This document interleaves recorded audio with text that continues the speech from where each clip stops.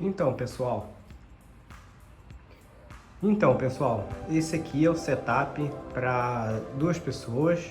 Nós temos duas fortalezas, uma do lado esquerdo, uma do lado direito. Já definido com os iniciais 10 de vida e os recursos que são adquiridos em cada uma das waves. Como que o jogo funciona? O jogo são executado em 4 waves. Se nesse caminho um jogador conseguir destruir a fortaleza do outro, ele se torna o vencedor. Caso isso não aconteça nas 4 waves, o jogador que tiver mais com a fortaleza mais forte, isso inclui a quantidade de advancements que ela conseguiu, a quantidade de vida dela, a quantidade de recurso. Nessa soma toda, quem tiver mais pontos é considerado o vencedor. Em cada uma das waves, nós temos 6 fases. A primeira fase é a compra de uma carta de eventos, que a gente vai simplesmente executar o que tiver escrito naquela carta. Então tem cartas que realmente acontecem na fase de evento, tem outras cartas que acontecem na fase de mercado, na fase de preparação. Então tem um outro evento na fase de preparação. Então cada um desses eventos podem acontecer nas diversas das 6 fases. Essa foi a primeira fase. A segunda fase do jogo é a fase de incoming, onde os jogadores vão adquirir recursos baseados em cada uma dessas waves. E os recursos são anotados nos disquinhos de cada uma das fortalezas. Na primeira wave, cada jogador ganha 5 pontos de recurso. Na segunda wave, cada jogador ganha 7 pontos de recurso. Na terceira wave, cada jogador ganha 9 pontos de recurso. E na quarta e última wave, cada jogador ganha 11 pontos de recurso. A terceira fase do jogo é a fase de mercado, onde os jogadores vão comprar mercenários, itens e minions para as suas facções, ou novos pedaços do mapa para serem incluídos, indicando que normalmente todos os novos mapas têm uma fonte de recurso e que isso vai auxiliar ele na construção das suas torres. Além disso, temos as fichas de mercenários e itens, onde cada uma delas tem as suas habilidades e os seus custos. A cada nova compra de um jogador, o mercado é reabastecido, onde o próximo jogador pode comprar a nova ficha que tenha sido apresentada. A quarta fase do jogo é a fase de construção, onde os jogadores vão poder construir uma torre, melhorar uma torre, adicionar ao mapa o pedaço de mapa que foi adquirido ou melhorar a sua fortaleza. A quinta fase é a fase de preparação, onde os jogadores vão escolher os heróis e os minions em que eles vão fazer o deploy no mapa. Para cada uma das waves, usamos as mesmas pontuações de pontos de recurso, 5, 7, 9 e 11 para cada uma das waves. E esses pontos é que nós vamos gastar para fazer o deploy dos minions e dos heróis. A única restrição é que nós temos 3 heróis, só que apenas 2 heróis podem estar no jogo. Não pode ser colocado mais do que 2 heróis no jogo. E cada uma das fichas tem seu custo e habilidades. É na preparação que os jogadores vão escolher quais heróis e minions vão entrar em jogo, gastando os pontos de construção para fazer o deploy desses personagens. Uma das poucas restrições é que nessa primeira wave apenas o herói de custo 0 pode ser colocado em jogo.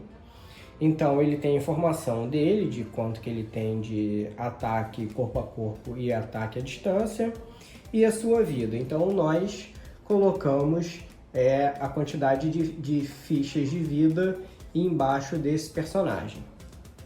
Depois, os jogadores podem escolher os minions baseados também no custo. Então nós temos aqui os 2 minions, cada um no custo de 1. Eles têm as suas habilidades e nós podemos fazer o deploy de uma forma agrupada, ou seja, eles vão andar sempre juntos. E aí a gente coloca a quantidade de fichas desses personagens aqui, mostrando o quanto de vida cada um desses personagens tem. E gastando toda a pontuação, nós podemos colocar os meeples disponíveis, os minions disponíveis como não agrupado, tendo assim uma pilha total de quais são os heróis e quais são os minions que vão entrar em jogo. Então, dessa forma, o jogador com essa raça colocaria a sua pilha de heróis e minions no início da fortaleza. De uma forma simultânea, todos os jogadores fazem a sua fase de preparação, colocando os seus heróis e minions na entrada da sua fortaleza. Agora vamos para a sexta e última fase da Wave. É nessa fase que tudo vai acontecer. Além da fase de construção, na fase de investida, que é a última, os jogadores também podem construir as suas torres. E as suas torres podem ser construídas apenas em lugares de recursos que estejam disponíveis e aonde a sua fortaleza tenha influência, ou seja, essa fortaleza tem influência nas áreas apenas adjacentes a ela, que seria essa área e essa área. Como não tem nenhuma área de recurso descoberta, então só poderiam ser construídas torres apenas nas fortalezas. À medida de que essas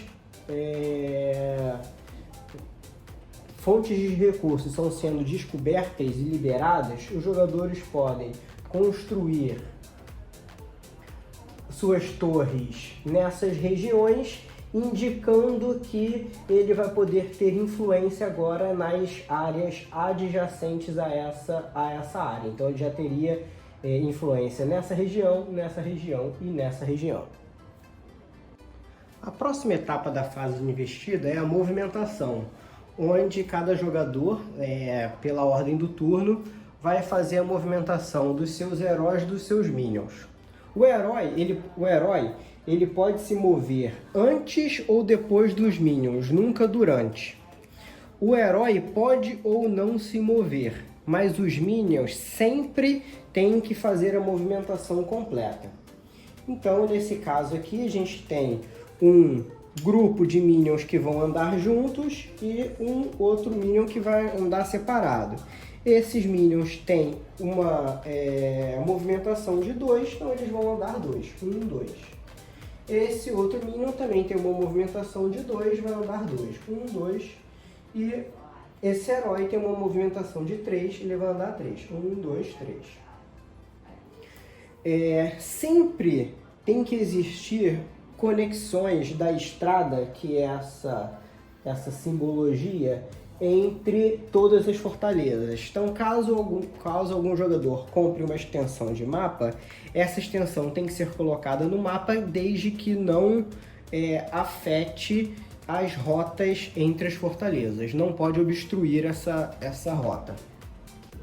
Simulando uma situação de jogo em que o jogador da direita tenha construído uma de suas torres naquela região, na movimentação tanto dos minions quanto o herói, se algum Minion ou herói chegar à adjacência daquela torre ou até onde aquela torre alcança, neste exemplo, essa torre teria um range de 4, porque ela já tem todas as torres já tem 1 por padrão, e ela tendo um range de 4, se o Minion terminasse o seu movimento nessa região, a próxima fase depois da movimentação é acontecer o ataque de todas as torres.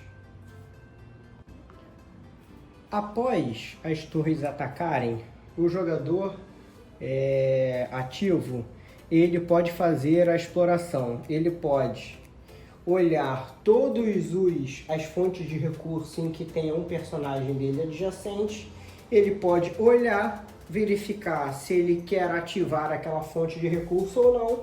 Se ele quiser, ele simplesmente vira, podendo ser um monstro, podendo ser uma habilidade, podendo ser um equipamento, ele querendo ativar. Porque com essas fontes é que vão liberar as construções das novas torres e influência em outras regiões do mapa. E a última etapa da investida é o ataque.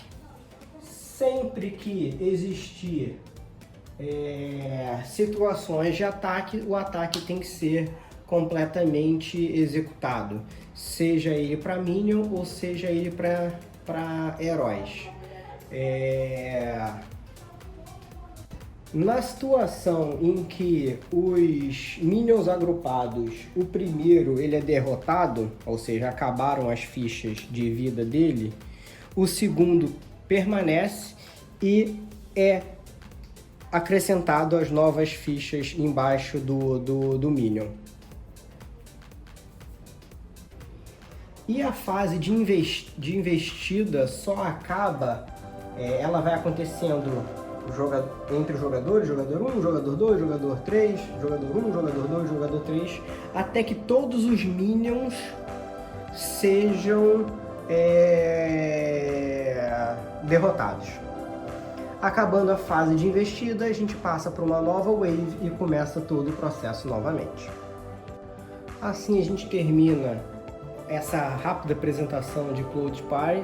Espero que tenham gostado, se inscrevam no canal. E obrigado mais uma vez, Manique, por poder me apresentar um jogo que eu gosto bastante.